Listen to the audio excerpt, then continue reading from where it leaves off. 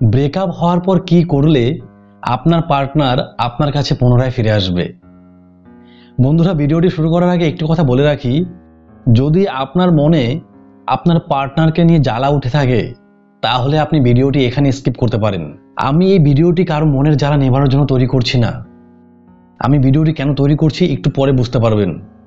আমি জ্বালা কথাটি ইউজ করেছি এই কারণেই, ধরুন এরকম হয় না যে আমাকে ছেড়ে চলে গেল, তার এত বড় স্পর্ধা, তাকে আমি পুনরায় আমার জীবনে ফিরিয়ে এনে তাকে আমি ছেড়ে চলে যাব।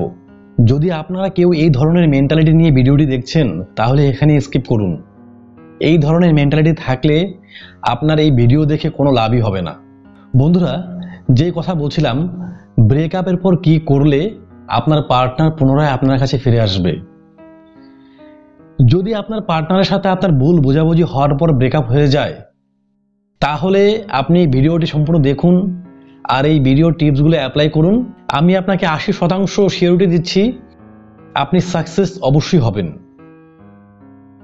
আর যদি আপনার পার্টনার আপনাকে ছেড়ে চলে গেছে চিট করে, আপনার সাথে প্রতারণা করেছে, তার জীবনে অন্য কেউ চলে আসছে, তাহলে তাকে আপনি তার মতো থাকতে দিন, তাকে পুনরায় আপনার জীবনে নিয়ে আসবেন না। একবার বাঁশ খেয়েছেন, পুরো বাঁশের জার আর খেতে যাবেন না।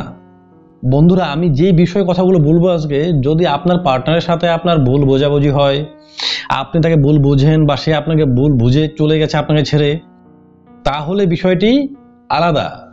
আর সে যদি আপনাকে ছেড়ে চলে গিয়ে অন্য কারোর সাথে সুখে আছে তাহলে আপনি তাকে কখনোই আপনার জীবনে আনবেন না। আমি কথাটা একটু আগে বললাম, কারণ আপনার পার্টনার আপনাকে ছাড়া বাঁচতে শিখে গেছে।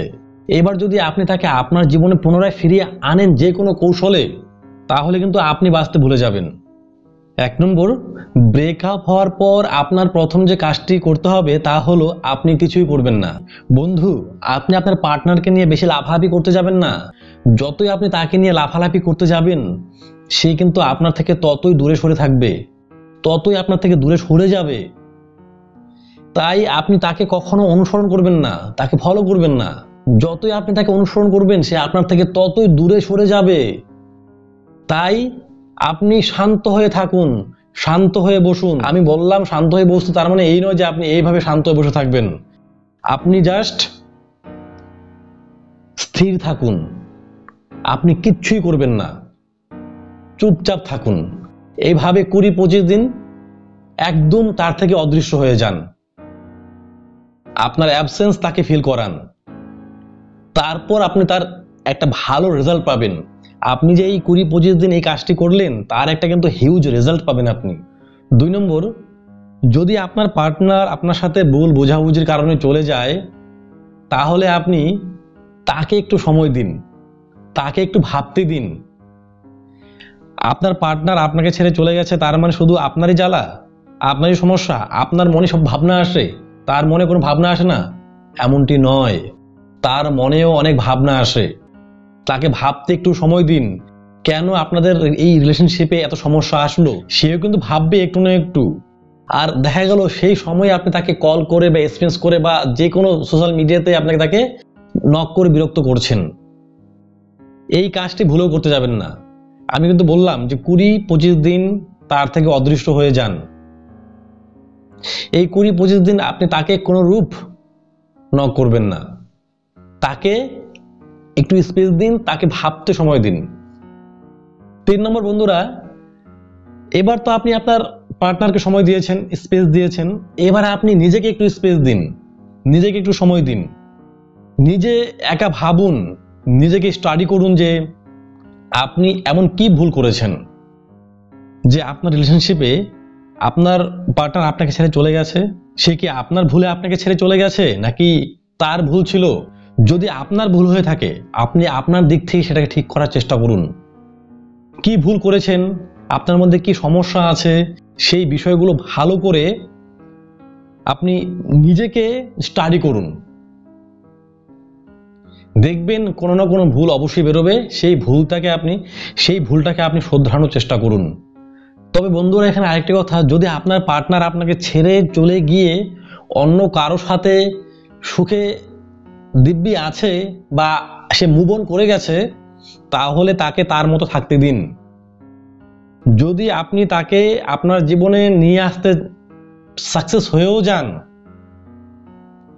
তাহলে কিন্তু আপনি বাঁচতে ভুলে যাবেন।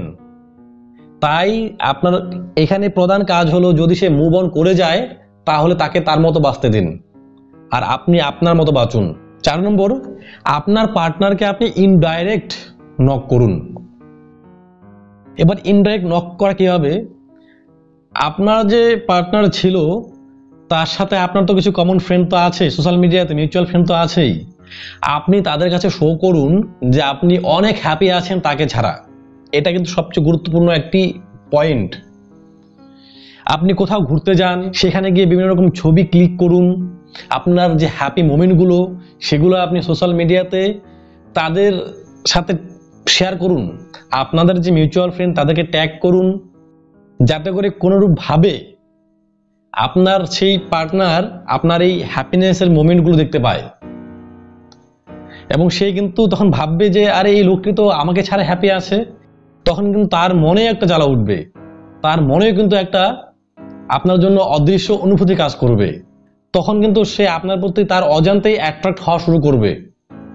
আর যখন দেখবে যে আপনি তাকে ছাড়া দুঃখী আছেন, তাকে ছাড়া আপনি চলতে পারছেন না, আপনার বিভিন্ন জায়গাতে আপনি স্যাড স্ট্যাটাস দিচ্ছেন, আপনার পরিবারও সবাই জেনে গেছে যে আপনি খুব দুঃখী, আপনার ফ্রেন্ড সার্কেলে সবাই জেনে গেছে আপনি খুব দুঃখী, আপনি যত দুঃখী থাকবেন সে কিন্তু তত আপনার থেকে দূরে সরতে থাকবে। এরকমই আজকে আপনার পেছনে যদি একটা মানুষ সারাদিন পড়ে থাকে, আপনি কিন্তু তাকে পাত্তা দেবেন, তাকে কদর করবেন না। একসময় বলবেন এই যাও তো, দূরে যাও তো তুমি, বলবেন কিন্তু এটাই হিউম্যান নেচার। আপনাকে যে খুব ভালোবাসবে, যে খুব আপনাকে কদর করবে, তাকে আপনার আর ভাল লাগবে না, তাকে আপনার বিরক্তিকর মনে হবে এক সময়। এবার সেও যদি তার পার্সোনালিটি নিয়ে থাকে তাহলে কিন্তু আপনিও তাকে কদর করবেন। তো এরকমই যখন আপনার পার্টনার বুঝতে পারবে যে আপনি তাকে ছাড়া হ্যাপি আছেন, ঠিক আছেন, খুশি আছেন, তখন কিন্তু সেও কিন্তু আপনাকে নিয়ে ভাবতে শুরু করবে, আরে এই লোকটি তো আমার কাছেও হ্যাপি আছে। আমি কি বোঝাতে পারলাম ব্যাপারটা? করে দেখুন। যদি আমি এটাকে আরো এক্সপ্লেন করতে যাই তাহলে ভিডিও অনেক বড় হয়ে যাবে। জাস্ট আমি যেগুলো বলছি সেগুলো করে দেখুন, টাকা তো লাগবে না, উইদাউট মানিতে হয়ে যাবে। অনেক সময় তো নষ্ট করছেন, জাস্ট এগুলোকে অ্যাপ্লাই করে দেখুন কি রেজাল্ট আসে। আপনিও জাস্ট এটাকে নিয়ে একটা রিসার্চ করে দেখুন না। আমার এই টিপসগুলো যদি আপনার জীবনে অ্যাপ্লাই করে কাজ হয় তাহলে ভালো কথা, আর যদি না হয় না হবে তো কি আছে, কোনো সমস্যা তো নেই এখানে, আপনি তো বদনাম হয়ে যাচ্ছেন না, তাই না? অ্যাপ্লাই করতে তো অসুবিধা নেই। 5 নম্বর, ওভারঅল আপনার পার্সোনালিটির উপর কাজ করুন। আপনি যখন আপনাকে নিয়ে ভাবতে শুরু করেছেন, আপনি তো অবশ্যই আপনার মধ্যে অনেক খুঁত খুঁজে পেয়েছেন, সেগুলো ঠিক করুন। যদি আপনি এই কাজে সাকসেস হতে পারেন তাহলে শুধুমাত্র আপনার পার্টনারকেই নয়, আপনি আরো মানুষকে আপনার প্রতি অ্যাট্রাক্ট করতে পারবেন। মাথায় রাখবেন, ব্যক্তিত্ব কিন্তু মানুষের জীবনে সবচেয়ে গুরুত্বপূর্ণ বিষয়। যদি ব্যক্তিত্বই না থাকে তাহলে কিন্তু আপনাকে কেউ বার্তা দিবে না। তাই দেখুন আপনার কি কি সমস্যা আছে সেগুলোকে ঠিক করুন। আরেকটি কথা, আপনার পার্টনার আপনার সাথে থাকাকালীন আপনি কোন কাজটি করতে পারেননি, যা নিয়ে আপনার পার্টনার আপনাকে অনেক কথা শুনিয়েছিল, সেই কাজটিকে আপনি মনের 100% দিয়ে করার চেষ্টা করুন এবং সেই কাজে সাকসেস হয়ে যান। এবং পরবর্তী সময়ে আপনি যে কোনো মাধ্যমে হোক তাকে দেখান যে আপনি এই কাজেও পরিপূর্ণ হয়ে গেছেন, যাতে করে সে বুঝতে পারে যে আপনি এখন ওভারঅল সব বিষয়ে পারফেক্ট আছেন, পরিপূর্ণ হয়ে গেছেন, যাতে আপনার আর কোনো খুঁত তার কাছে না থাকে।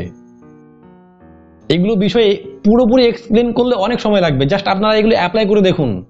শুধুমাত্র আপনার গার্লফ্রেন্ড বা বয়ফ্রেন্ড ফিরে আসবে এরকম বিষয় নেই, এতে আপনারই মঙ্গল, আপনারই ভালো হবে। 6 নম্বর, শুধুমাত্র হ্যাপি শো করলে হবে না, বি হ্যাপি।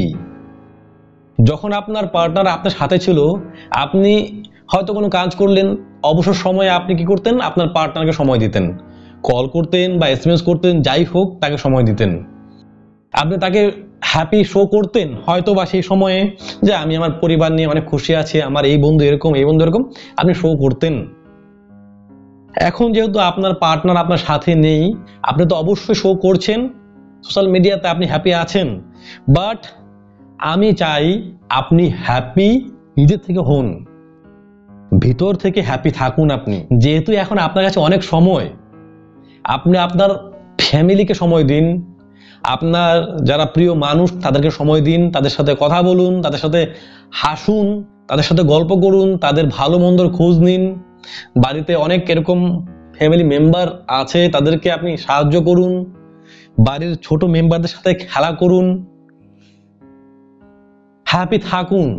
শুধুমাত্র হ্যাপিনেস শো করলে হবে না, আপনি বাহ্যিক যে হ্যাপিনেস সেটা শো করলে হবে না, সেটা তো আপনি অবশ্যই শো করবেন, একটা কৌশল তাকে ফিরিয়ে আনার জন্য, কিন্তু আপনাকেও ভিতর থেকে হ্যাপি থাকতে হবে। নিজেকে ভালোবাসুন। দেখবেন আপনার পার্টনার যদি আপনার কাছে ফিরে নাও আসে, আপনি একা বাঁচতে শিখে গেছেন। আর যখন আপনি একা বাঁচতে শিখে যাবেন, তখন আপনার পার্টনার আপনাকে আর ছেড়ে যাবে না, কারণ সে বুঝে যাবে যে এই লোকটার কাউকে প্রয়োজন নেই। আর যখন কোনো মানুষ এটা বুঝে যাবে যে সে আমাকে ছাড়াও থাকতে পারবে, তখন সে আপনাকে না আঁকড়ে ধরবে। আর যখন বুঝতে পারবে যে এই ব্যক্তি তো আমাকে ছাড়া থাকতেই পারবে না, তখনই আপনাকে নিয়ে না ছিনিমিনি খেলবে। বুঝাতে পারলাম? তাই যতদিন আপনি নিজেকে না ভালোবাসতে পারবেন, ততদিন আপনাকে কেউ ভালোবাসবে না। বন্ধুরা, আমি কি আপনাদেরকে বুঝাতে পারলাম বিষয়টা?